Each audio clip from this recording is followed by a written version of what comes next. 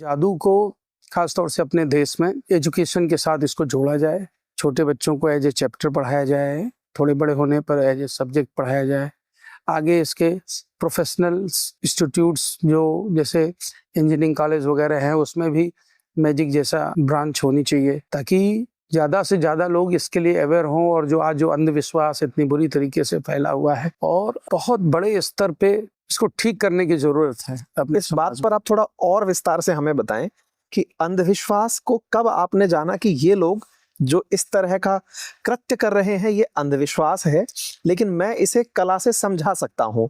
कोई ऐसा वाकया आपकी नजर में है या फिर वर्तमान समय में कहीं कुछ ऐसा होता देख रहे हो जिसे लगकर? क्या है ये तो हम लोग बहुत शुरू से ही इस मुहिम पे काम कर रहे हैं, लेकिन व्यक्तिगत स्तर पे इससे पूरी तरह से काम नहीं किया जा सकता।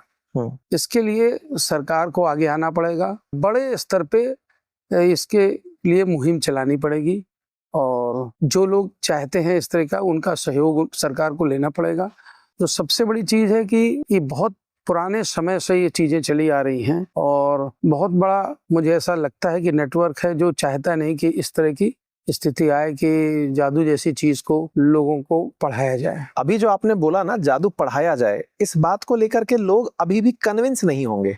क्यों नहीं होंगे? क्योंकि हमारे पास तर्क नहीं है कि क्यों पढ़ाया जाए। आपका जो तर्क है जिसको मैं समझ पा रहा हूँ वो ये है कि अंधविश्वास से बचने के लिए पढ़ाया जाए। कि जैसे इंजीनियरिंग कॉलेज है, IIT है और बहुत सारे कॉलेज हैं, उसमें मान लीजिए कि मैकेनिकल इंजीनियरिंग क्यों पढ़ाई जाती है?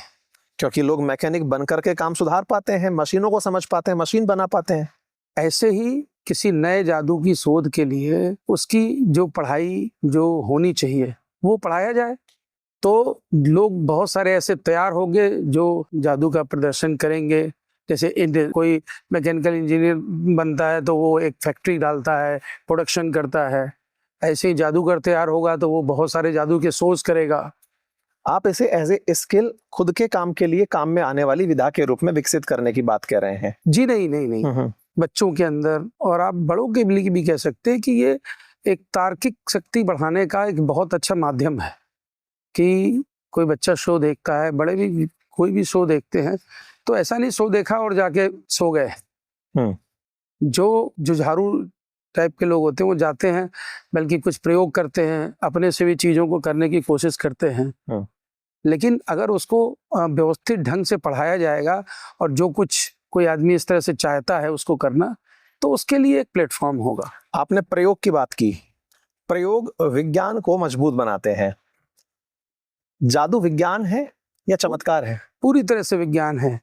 जादू की जो परिभाषा है वो कि जादू एक वैज्ञानिक कला है जो विज्ञान और तकनीकी पर आधारित है और इसे मनोवैज्ञानिक ढंग से चमत्कृत रूप से प्रदर्शन किया जाता है। चमत्कृत करने की जब बात आती है तो हम बहुत से ऐसे गुरुओं को, बाबाओं को, कई जगह मौलवियों को, कई जगह पादरियों को इस तरह के सीन करते हुए देखते हैं जो चमत्कृत करने की वजह से लोगों को हजारों की संख्या में अपने पीछे दरबार में लगा के बैठते हैं। देखिए क्या है कि वो जो कर रहे हैं वो मैजिक का एक आर्ट फॉर्म है। मैजिक में अलग अलग तरीके के फॉर्मेट हैं।